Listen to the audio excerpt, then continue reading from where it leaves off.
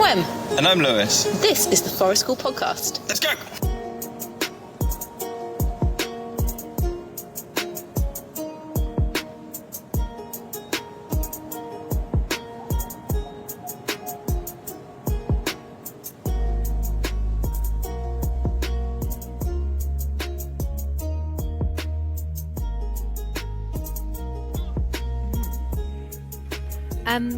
Yeah. Hi. We're out. It's the Indian summer that everyone was hoping would happen, and now it's happening. Does that mean double summer? That means sunshine and then a tropical bit. Sunshine in the autumn time. You know, when it's supposed to all be like cooling off, and you're like, okay, it's the autumn time now. It's like, no, have some blazing sun, just to make up for the torrential rain that we've had pretty much the entire summer. But back to school, have some sun.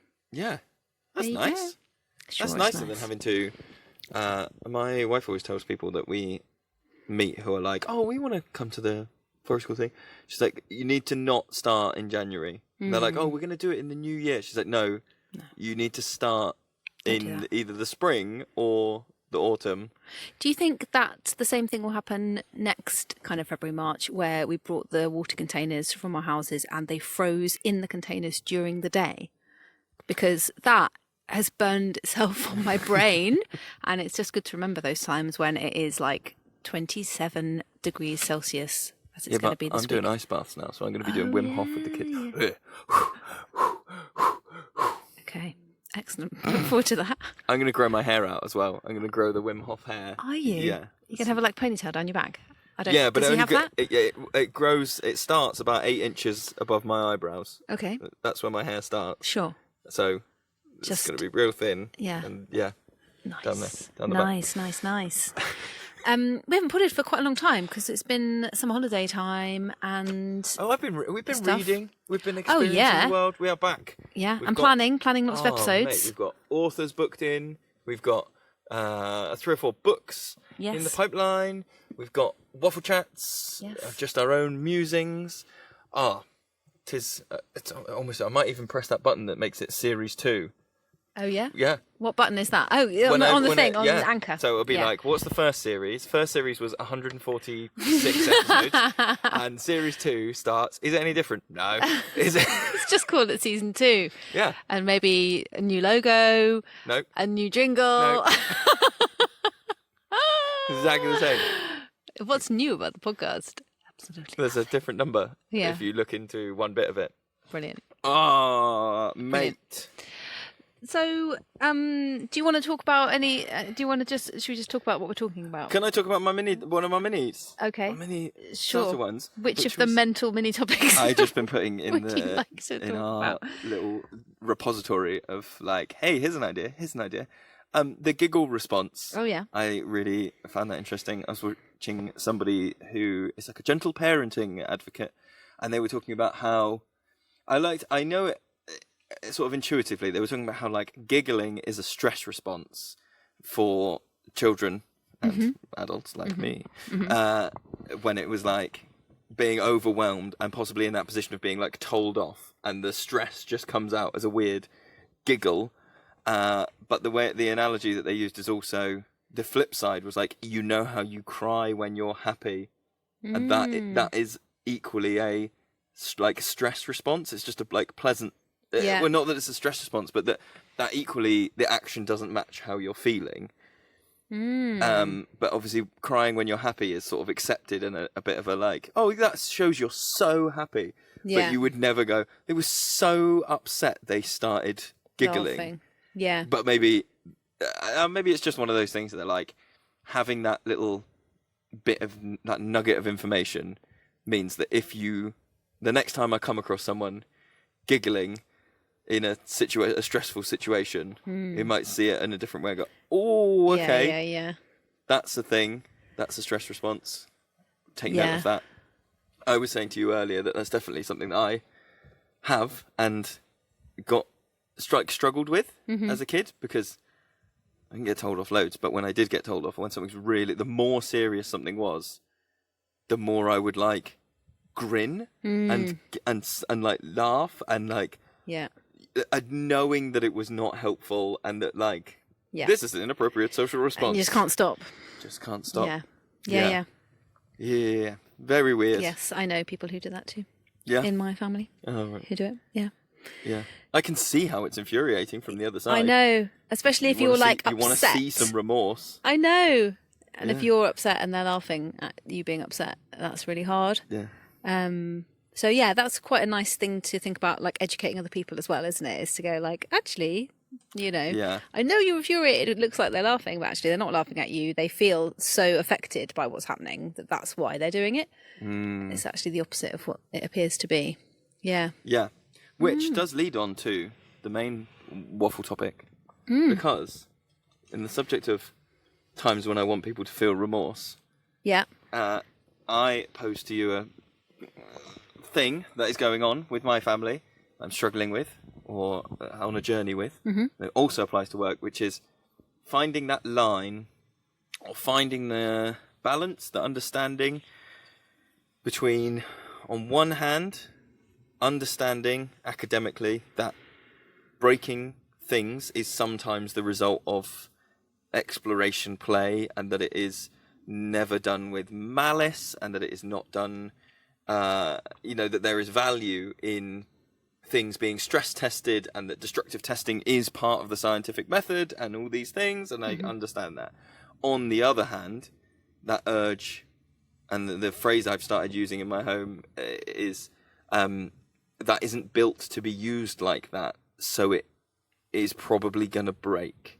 And maybe once or twice I have said, we aren't rich enough for me to let you do that, to destructively play with that thing. Yep. And then that also carries, I think, into forest school work, where child-led, free play, hey, you don't have to use you can use the shovel as a hammer if you want, you can use and then on the other hand being like, teaching respect for tools, and operating a financially sound business that isn't hemorrhaging shovel money. Yep. And I think that this topic can actually broaden out into kind of like resources in general, whether those be tools or toys or like craft resources and things, because I've got some other thoughts that have been like bubbling away in my brain for quite a few years about use of resources and how people approach that.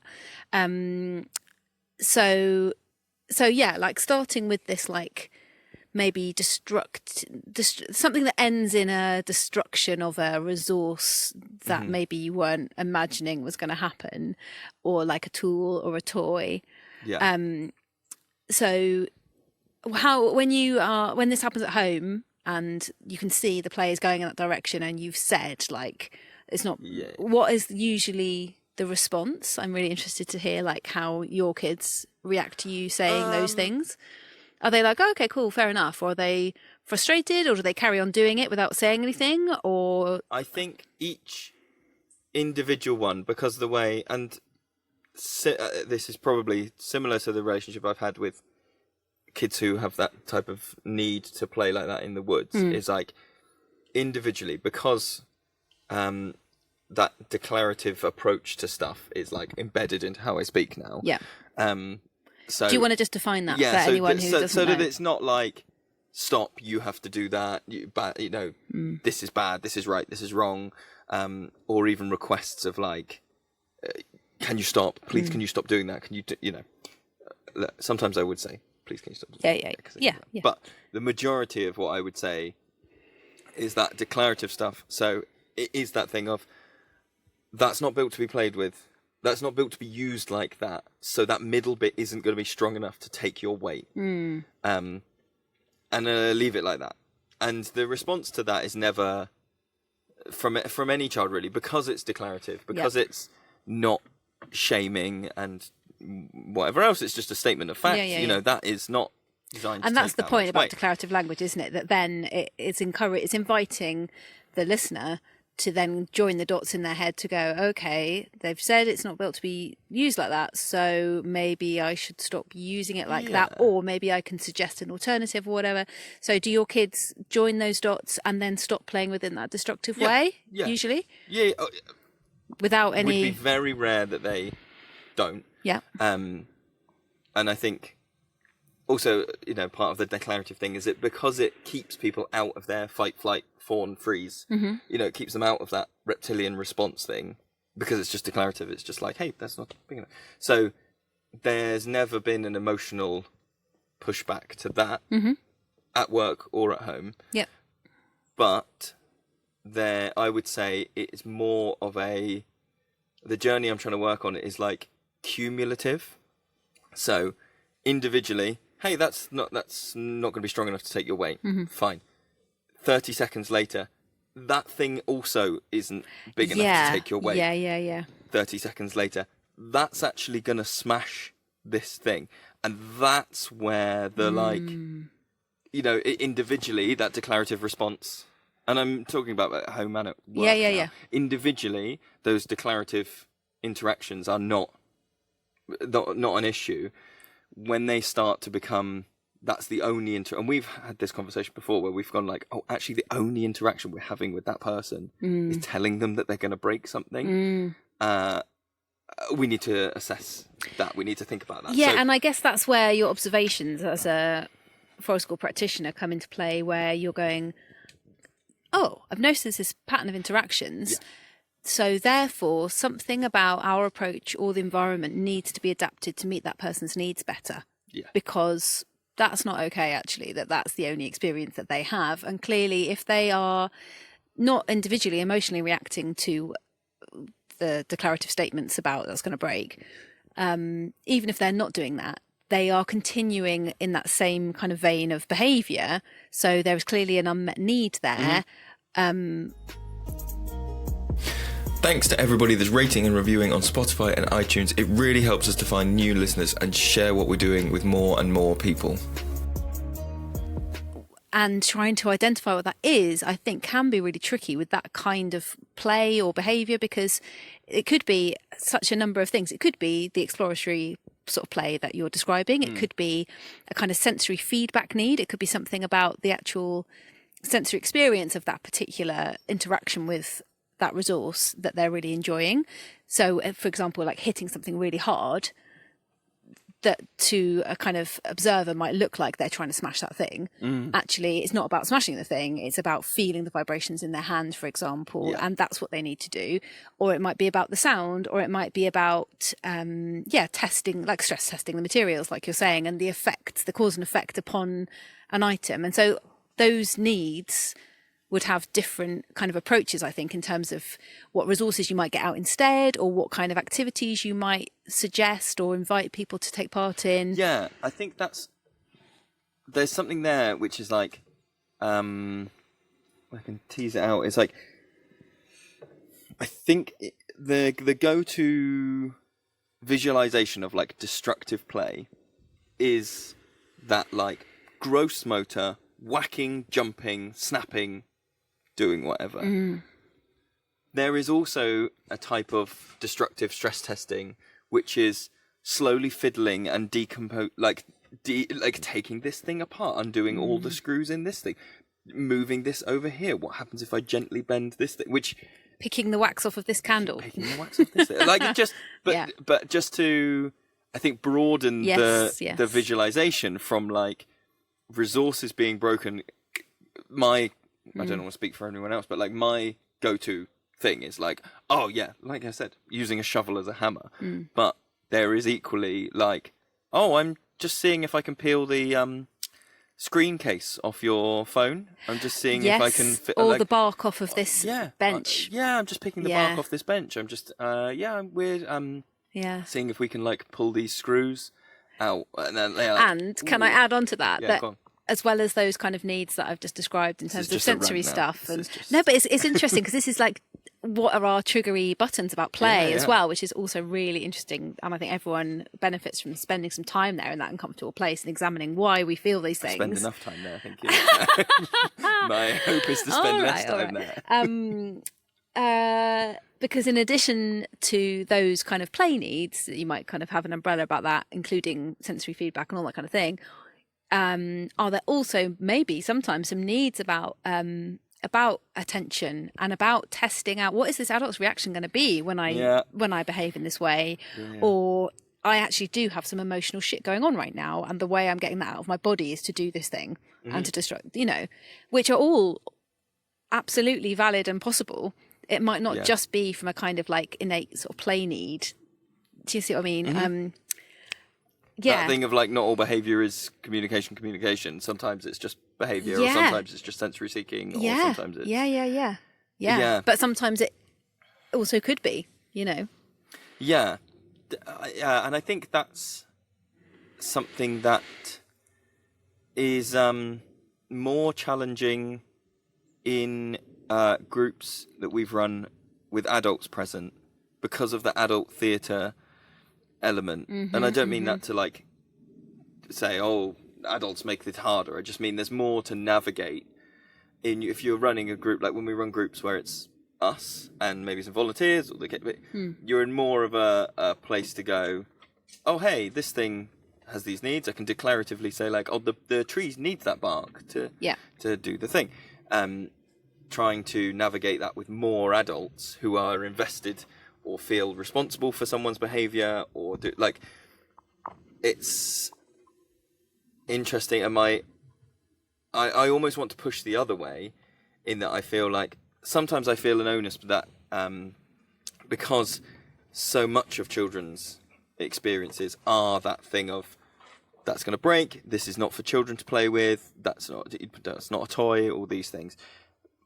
Sometimes I want to go the other way and be like, okay, well, at Forest School, we're going to be the place where they can do that thing then. Yeah. We're going to facilitate that. And I will, I have in the past occasionally, I don't want to say pushed back, but, been counterculture, an advocate, and been like, oh, why can't we, do the obstacle course backwards? Why can't we... climb up the slide. Climb up the slide. And... Yeah. So that's the examples we've given there are not things that damage the resource, and I think that's where it's kind of. Do you know what a great example is? We've got a woodworking... Or hurt themselves. That's another thing, isn't it? Yeah. The example I was going to give was one of the tables in the woods. Excuse me. Sneeze. Don't know what it was. Okay. It was something. An existential cry for help. One of the tables in the woods is full of nails. Is that what you're going to say? Yeah. Because, and that's a really interesting example of we can let that table get full of nails, because the table being full of nails, as long as they're then whacked all the way down, doesn't present any risk. But it is sort of counterculture in terms of lots of people will see that and go no, we're only putting the nails in the piece of wood. No, we're only doing the thing, or even just taking a hammer. One of these little stubby 4-inch children's hammers, and kids whacking the table. And some adults feeling who are involved being well, no, we don't hit the table, and kind of having that counterculture of going, well, let's unpick that. Is it actually a problem if they whack the table? And putting it through that sieve of, is it hurting a person or a thing? Is it hurting the environment? Yeah. If it's not, don't worry about it. Yeah. And that's... But also there is the sieve of social acceptability and adults' role in helping children to navigate that and surviving in the world outside. And I think some adults who would be like, oh, no, we don't brush the table. Yeah. Even though it goes through the... Going through the sieve is not the right phrase, but I hope you know what I mean. I do know what you mean. Sift it through and go, is it doing this? No, so it's okay. Criteria. It goes through the flowchart. It goes through the sausage factory. Welcome to the sessions. Yes. Put your children's behaviour through the sausage factory. Exactly. My uni lecturer for my entrance interview for teaching PGCE. Yeah. I knocked on the door of his office because it was my turn for interview, and he said, "Welcome to the sausage factory." The first thing, and I was like, "Oh my god, what the heck? Of what is happening now?" Well, what was happening? You can't just leave it like that. He just meant I'm seeing person after person after person, and this is the flow chart, and you come through the thing, and then you've had the tour. What did HR say? Well, exactly. But he turned out to be a complete legend. He's such a dude. So it's fine. I think it's just one of those things that you say. Ah, yeah, you just let that go then. You just say, and you're, That was weird. Oh, God. But probably that was the mark of him being an interesting person. He didn't mean anything by it. Anyway, what the hell did I get on that? Yeah. So somebody might go, no, bang the table isn't damaging the resources, because it isn't really. It's a toddler. They're not going to create, causing long-term damage to that thing. And it's not hurting any people or animals. And so it's fine. However, I can see the faces of the people around me are looking like, oh my God, that hurts my ears. And well, that's a different thing, isn't it? Yeah. Because then it is hurting someone else, so it wouldn't get through that sieve. True. That's Okay. where the sieve is very useful. The sausage Okay, doesn't get through the sieve. True. No, listen, the sausages But can't what get if you through did the put a sieve. sausage through a sieve? That would be great. Okay, no. You're talking about mincemeat. Yeah, but That exists. okay, but you've already made it. It was like that before. You're unsausaging the sausage. Anyhow, but Scrap it. That's the tagline. Children of the forest. unsausaging the sausage. Oh my God. Oh. No, but okay, right. So no one is around. The child is hitting the table with the hammer. Yeah. Nobody's wincing, going, my ears are Got ya. bleeding. No Yes, one's yes, doing yes, that. yes. Even the adult who's with the child isn't doing that, which is pretty amazing. yeah. But they are just there. They are ear defended up to the max. They're fine. Okay. But might they feel, do you know what? In terms of like just appearing like you're not mental, and because that is a lot of what social conditioning is. I agree. Yeah, sorry. It's like, how do I make sure that my child, Can mask. yes, can basically, is like, socially it get doesn't through. get the raised eyebrows, and they're like, and I think that's really interesting in terms of where we sit. If we're talking about kind of parent toddler groups, for example, that it's sort of allowing the behaviour that isn't doing anyone any harm, and also kind of encouraging a healthy response to it from other adults, so that instead of being judgmental about a particular child's chosen behaviour or activity, we're going to try and lower those raised eyebrows. Do you know what I mean? And we've definitely had conversations around that, with some parents kind of going, oh no, they won't be allowed to do that when they're at school. They'll have to sit down and do the activity that's on offer. They're not allowed to just choose whatever they want to do. So you better start preparing them now. Oh no, I think your child's having real trouble with that. La la la.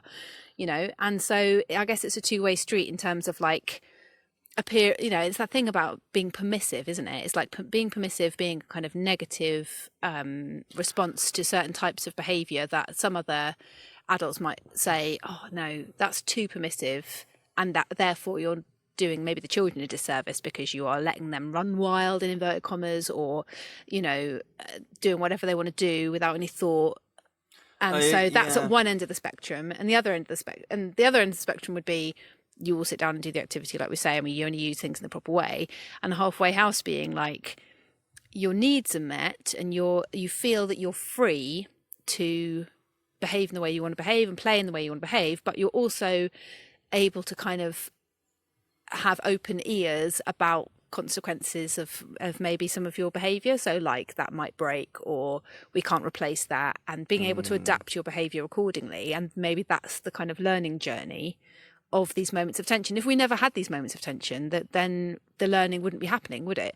But it just feels weird when you're in that moment and you watch something and you're like, it's kind of inviting me to go and say something like, that's going to break, or I'm not sure about that, or I'm worried. All those kind of starter sentences you could use, like, I'm worried that so if I think we do that. There's two parts to this. I think the stuff you've just described, I think there is also something wrapped up in there about masking, social accessibility stuff, and that for the vast majority of places that we go, aggression is not visible aggression is not to be tolerated or accepted, even if it is not resulting in a physical, like a breaking or a whatever. It is uncomfortable for lots of people to see someone else being angry, even if that angry is like tensing their body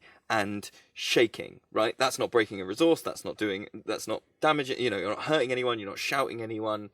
Just seeing someone be angry is uncomfortable for a lot of people. Yeah. And myself included, that is like and the urge to like fix that, control that, squash that is part of, I think, what's wrapped up in this.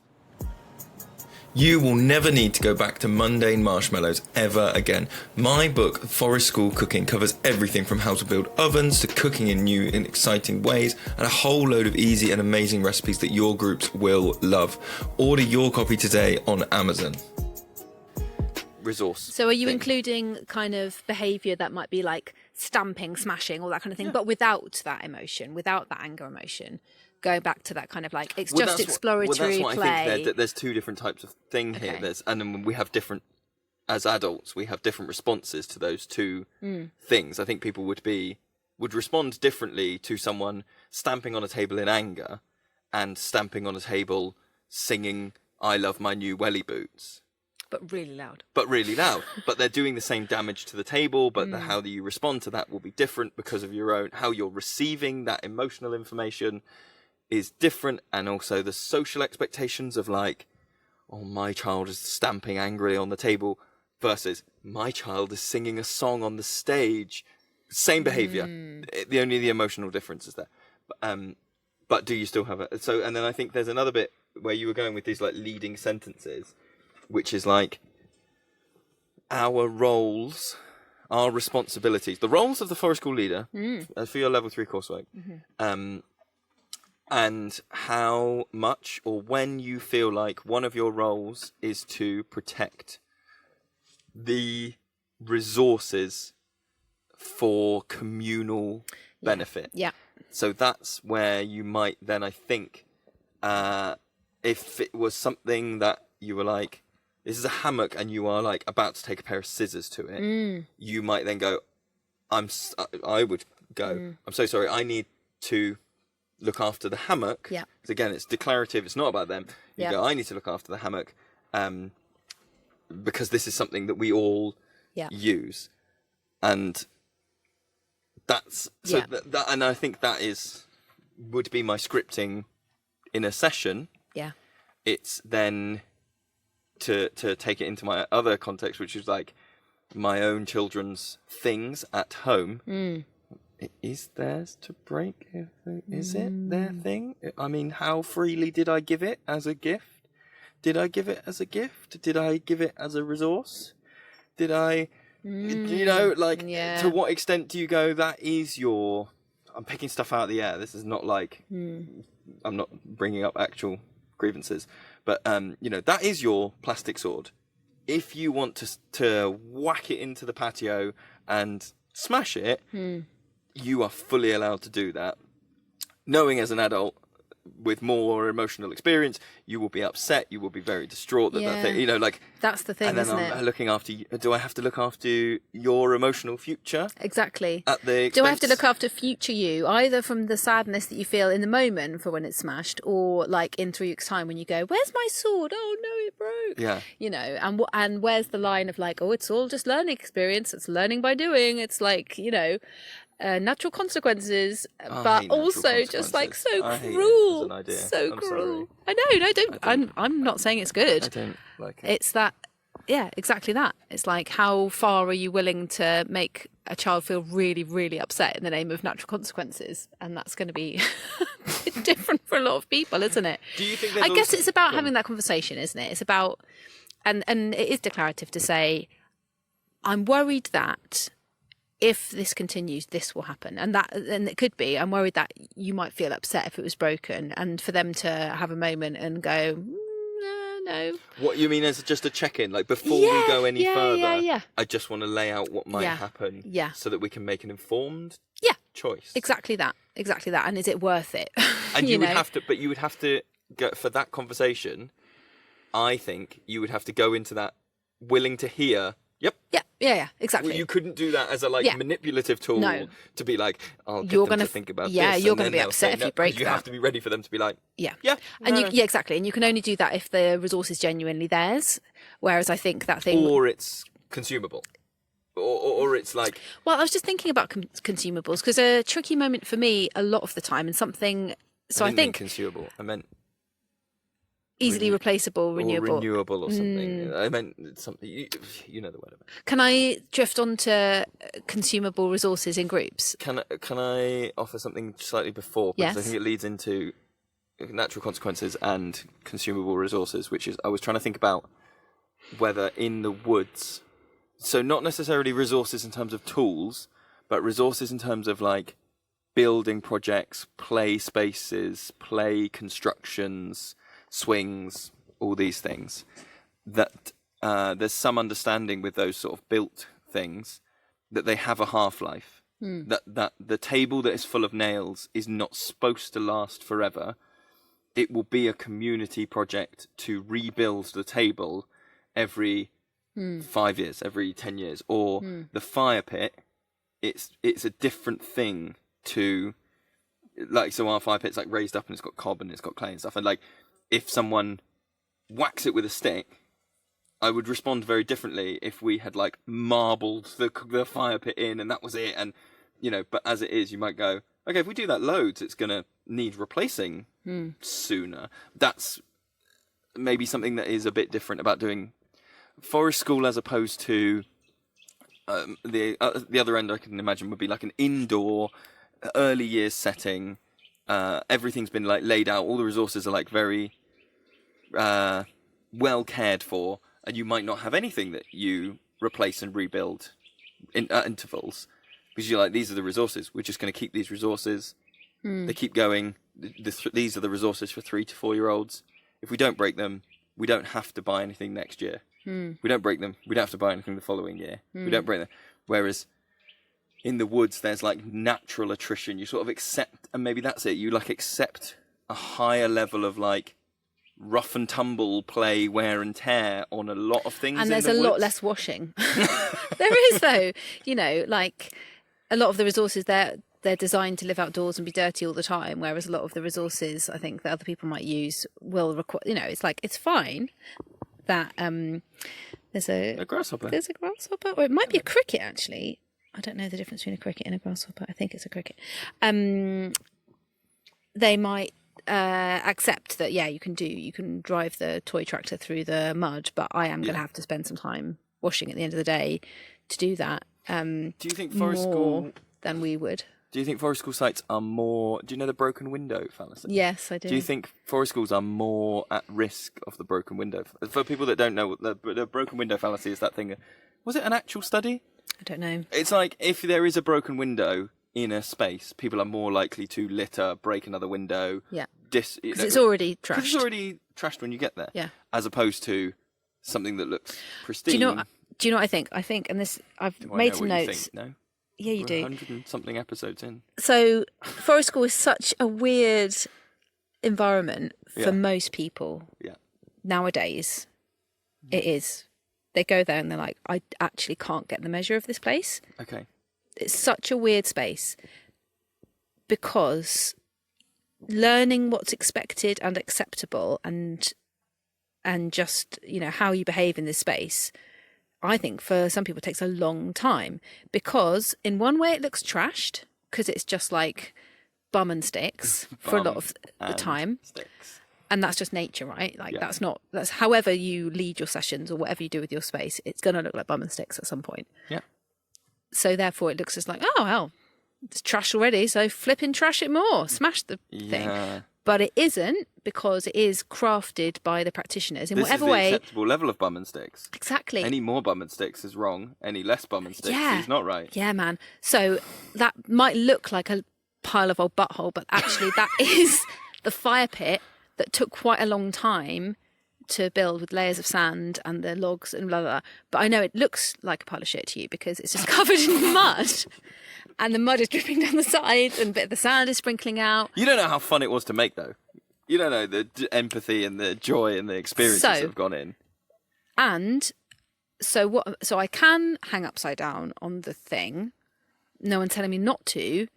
And I can, like, wang this around and I can throw this, but not to that extent. Do you know what I mean? Yeah. And that's why it's such an... And it's not binary. In a lot of places, it's very binary. And the visual guidance isn't there.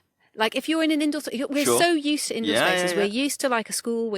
Most people are used to a playgroup or whatever. And so you kind of visually... Your brain goes, okay, this visually looks like this. It reminds me of this other place. this is how I behave, this is what I can do, what I can not do, without an adult even telling me what Yeah. the rules in Yeah, inverted commas are.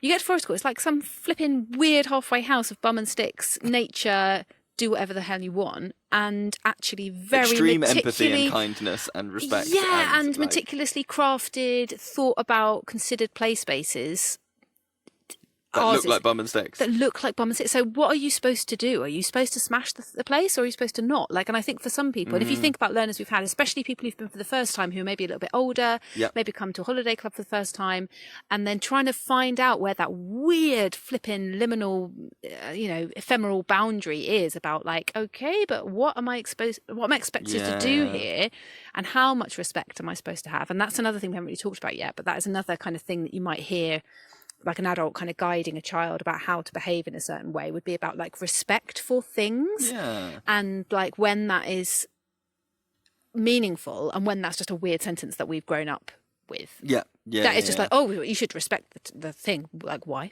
And I think what you said about, like, about the hammock. Yeah. I'm so sorry. I've got to look after the hammock because it's for everybody.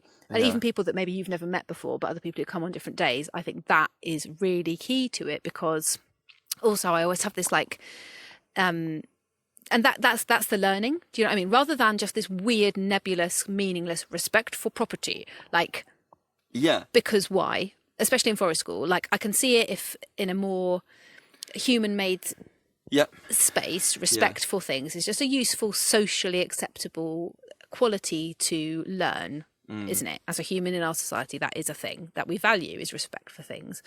But also, I think it is. I think. Yeah, but I'm going to throw a wrench in Yeah. that I think that is what's said, but I don't think that's what's conveyed. In that I think there is something about, like, we show respect to things is palatable, it is hard for anyone to argue against. It's like, It doesn't make any sense. it doesn't make any sense because we throw so much crap away all the time. Our lives are so disposable. Oh, It's like no. if something breaks a lot of the time, or we don't like it anymore, we chuck it away. So respect for things as just quality, actually, I agree, it's like contradictory. But I think what you said about we're respecting the thing because it serves a community beyond you, that is a genuinely useful, socially useful and financially useful and emotionally useful Yeah. idea to put across to people, I think. It is definitely one of those times where I often feel like one of the best and worst things about forest school is we make these sort of things that could be easier for us as practitioners, and we choose not to do the easy. So the example here would be that, like, zero tolerance, that thing of, like, I know loads of places where it's like, we don't throw. No throwing. We don't Or throw no things. running. We don't run. Or no running. No, like those, like, zero tolerance things that are then easier to enforce on the part of a leader, on the part of someone who's responsible for safety and all those things. But they restrict learning. And it is that thing of then going, okay, so the rod I've made is that we're going to have this weird, wonky bum and sticks grey area. And because of that, I am going to need to have lots more conversations about what is respectful, or about what is breakable, or about what the implications of jumping on stuff, swinging off stuff, throwing things, picking that stuff up. Like, all those conversations are hard, but way more constructive than, like, don't pick, we respect the things that are here. Don't hang on the hammocks, we respect the things that are here. Don't touch the trees. Don't touch the... I don't know if we've ever talked about this. We went to... A place. And We saw a sign. Everyone who was with us knows there was a big sign, and it was like... So it was not laminated, but like a banner. Like they made up a banner. Yeah. And it said, we always listen at forest school. We always wear the right clothes. And it said, a look, don't touch. And it had a picture of a tree in the middle. Yeah. And it lives in my head. There's I not know. a day that goes past that I don't genuinely think, Yeah. look, don't touch. Someone runs a forest school. Yeah. Sorry. But that would be... I'm sure they know what they meant. They probably meant, look, don't touch the, I don't know, poisonous item that brings you out in a rash. The foxglove sap. Right. But there's an example there of like, look, don't touch is an easy, high level, low intricacy. Yeah. Like Not nuanced. Not nuanced. That's where the learning is, right? So if you have been at forest school for 20 million years as a kid and you've had all those conversations with people, your like spidey sense for what you can do and what you can't do is going to be so flipping amazing, isn't it? You're going to be so like... Yeah, or you'll be broken and you won't be able to mask because you'll go into other places and go, why? Oh, true, that's true. So in terms of, just to take it back, if we're talking about this thing of like, prepare... And this is like... So the starting question was about like letting people break resources versus respecting the resources. And it feels like we're wandering into that thing, which is like, are you supposed to prepare people for the outside world or are you supposed to be a safe haven? And both. Yeah. But, okay, thanks. And so guys, thank you for listening. I made some more notes. Do you want to finish that sentence or not? Have I just finished it for you? No, you fucked it. Okay.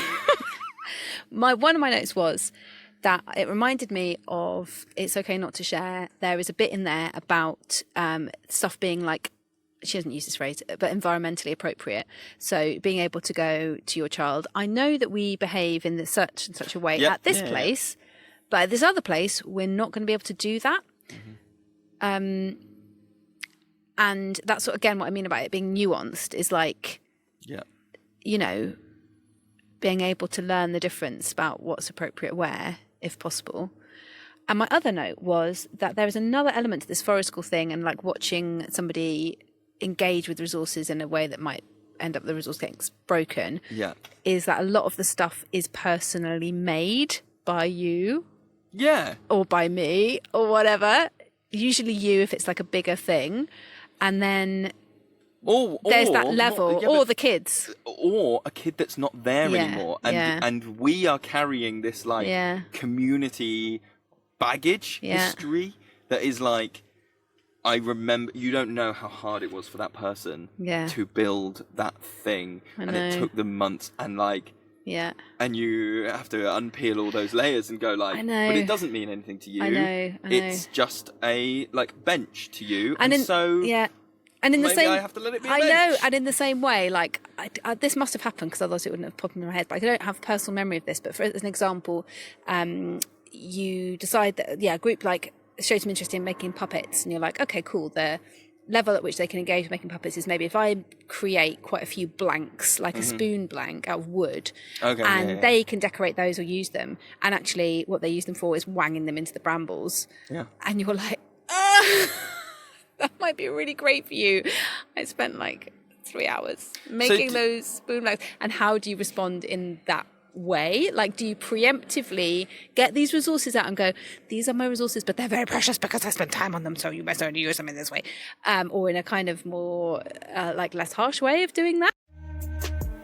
Applications for Forest School leader training at Children of the Forest are now open. Come and learn with me and Wem at our private woodland down in Devon. Find out more by heading to myforestschooltraining.co.uk. See you there. Could you group or what physical resources into freely given, conditionally given, not given, my bag? Could you lump things into those three? And then I guess, because freely given, in the example you're just talking about, would be that thing of like, if you're emotionally okay to just go, I've made these. Yeah. And like lots of people will talk a big game. We've all been there. You talk a big game about like, I don't mind where they go with this stuff. And then one kid is like, I'm going to poop on it. Yeah. I'm going to actually scrunch it. Or not just mine. I'm going to scrunch all of this up so no one else can do the activity. Yeah. I'm sure we've all had that moment of like, like that noise comes out and you can't, and then... What excellent playing! And it's like completely normal.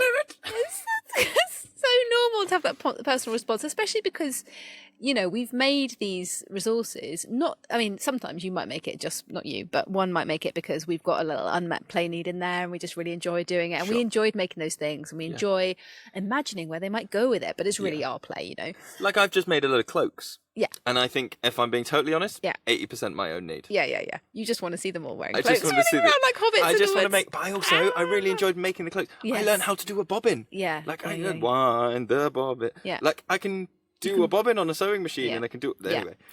But I have given those now. Yeah. If they get ripped and they fall apart, that is in my freely given thing. Is it? What's your care package for when that happens? What's my care package? Yeah, like when you watch that happening and you're like, okay, so this is you're going to jump in your ice bucket. Lewis has got a new ice bucket. This is relevant, and this is a thing that I think you and I have got better at doing, but I don't know whether we've done this consciously. We've never used these terms before of like freely given, conditionally given, not given. But in a setting like ours, where we are trading off resources, or sometimes like the spoon blank puppets thing, right? If one of us has made those, but throughout the course of the day, the other one ends up leading that activity because one of us is, it's like, oh, I thought I was going to do spoon blanks, but actually I'm caught up in this game. Yeah. And then you come back and see the other person going like, they actually just wanted to like stick them in their ears, so we're sticking them in the ears. I'm so sorry. I hope that's okay. I thought that, and we talk each other down before we arrive. Like, look, I know you brought in all this wool for them to do the thing with, and just so you know, they're having an amazing time. Like we emotionally regulate each other to soften the blow. But that is really useful as a co-working strategy. To be able to go, I'm going to bring this resource in, but I am actually going to say that this is a conditionally given one. Yeah. This took me a really long time. I'm actually kind of emotionally invested. If they want to do it, if they want to use the instruments, I've only just glued those ukuleles back. Yeah. So maybe would it be all right if they, and like you and this is before the kids are there, like you and I having this conversation of like, actually at the moment that's sitting in my conditional bucket. And I think that's actually okay to share with the kids a lot of the time as well, obviously depending on like where they're at. But to be able to say a bit like talking about when we play a certain type of game, and to say, to be honest with them, going, do you know what, I'm feeling a bit like this today, and so I'm feeling like I'm not gonna do well with playing that kind of game. To be honest and say like, we can play with these for sure, just to let you know though, it took me hours and I spent quite a lot of money on glue. Upset. But I don't think it's without shame and judgment, isn't it? It's just trying to do it without any shame or judgment, and I think that kind of applies as like a wash over everything we've said. It's like a kind of being able to kind of, even if someone is doing something that you have to stop, trying to do it in a kind of like, oh cool, like you completely didn't know this, but I just need to let you know that and also I've got to look after that thing, I can't allow you to do it. And some of this is to do with our both I would say I do this at home, but also at work. We are not high status top down behavior. I slapped my foot really hard. We don't have that role, so when we might express like, this took me a really long time to make, or I need to look after the hammocks, the recipient is very rarely seeing us as like, the head teacher has come in and told me that now I'm too scared to even use it, and I'm not going to touch it, and no thanks, bye. It's because it's declarative, because it's said from that like place of like, hey, here's my own emotional needs, or here's that lands very differently to being like, no, you won't be able to come back if you can't use the hammers properly. Which we never say, but I'm just Then I was just thinking about times where we might make a decision either without telling the kids or with telling the kids about like withdrawing access to something because it's not being used in a way that's acceptable for whatever reason. And I don't mean in a kind of like, if obviously we would never do, if you carry on using it like that, we're going to take it away and you can't use it. But there might be times where I don't know, like the fire strikers that we use, actually they're not being used in a way that's safe. We've repeated like how we're going to use them in a safe way, and some people aren't able to adhere to that right now, so we're not actually going to get them out now. And I'm trying to think if there's any other times like that where we might have kind of made a decision about, because that's the other route through this, isn't it? It's like having conversation, explaining in a declarative way what the results of this action might be and whether therefore they are allowed to continue the action or whether not. There's definitely times where we've gone kind of emotions and mood wise, it isn't right to get this resource out right now because it's going to make people feel upset or they're not emotionally in a good place for this thing, like the scramble nets and things like that, which can sometimes create quite heightened emotions. There's I think we rarely have, it would have been years and years since we've gone, we're going to have to put this away now because it's not going well, right? Yeah. What we might adjust is, fire strikers is a really good example. So I'm going to run with that idea. What we might adjust is the number of fire strikers that we feel comfortable having out right now. Someone is doing something, or someone's emotional state or whatever means that we might then be making an adjustment in our head and go, this needs to be one-to-one. In order to keep, if just from a resource, like we take everything out and we're just from a resource out, like in order to keep that resource safe, I need to be on a 1-to-1 or a 1-to-2 with this thing. So fire strikers think I would be surreptitiously putting extra fire strikers in my pocket and then going, I've only got 2 out at the moment while my pocket fucking jingles, and go, that's what I can do at the moment. So to avoid any shame of like, actually, do you know what? This person's not behaving well, and so they need more of it. I would find a white lie, perhaps, that. But that's not a white lie to say this is how many I feel comfortable with right now. No, it's I wouldn't be like, oh, I don't know where the other ones are. Oh, what a mystery. Yeah. It would just be like, oh, I'm comfortable having 2 at the moment. Yeah, and sometimes that might need repeating quite a few times, I find. It's like, oh, we're just going to use 2 at the moment. Yeah. I want my own one.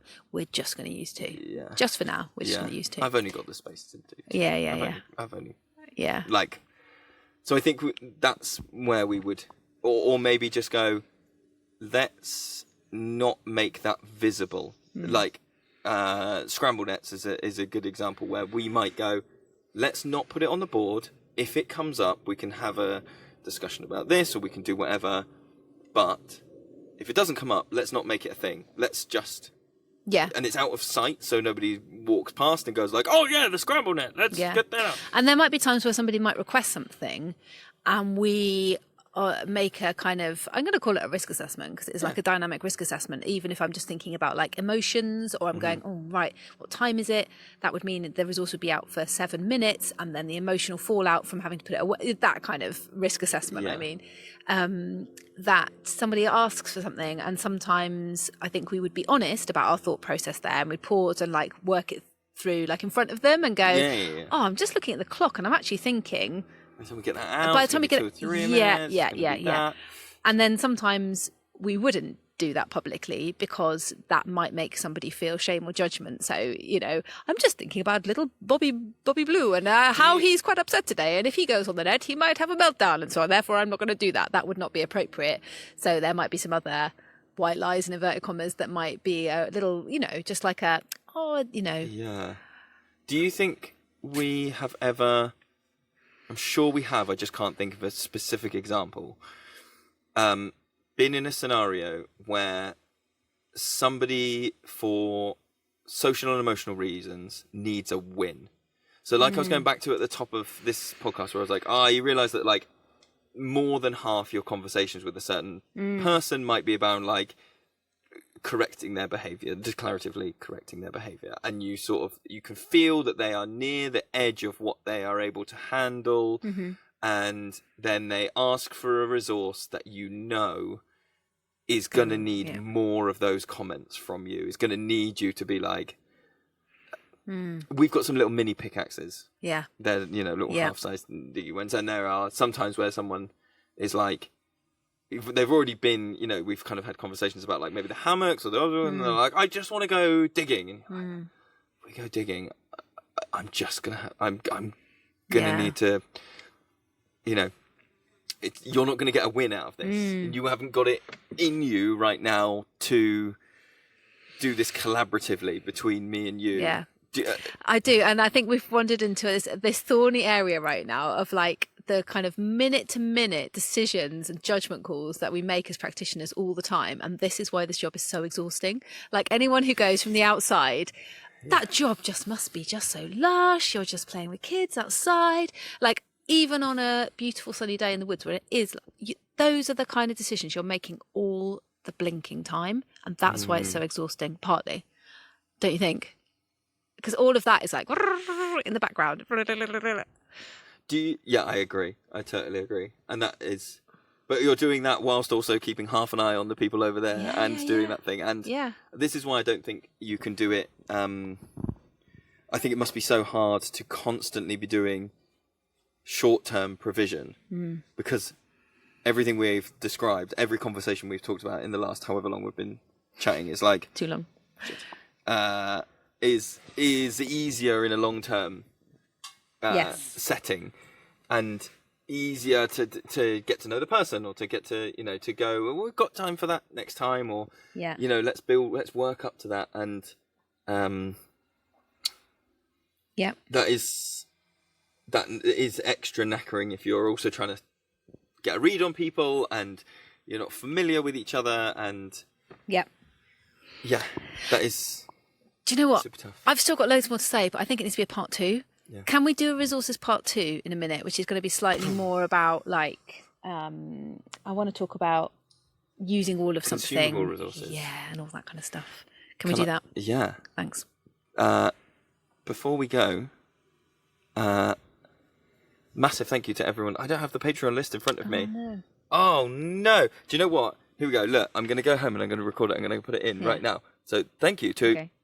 Rosie and Rosie, Julie and Rachel, Emma, Candice, Sarah and Claire, Heidi, Louise, Michael and Anna.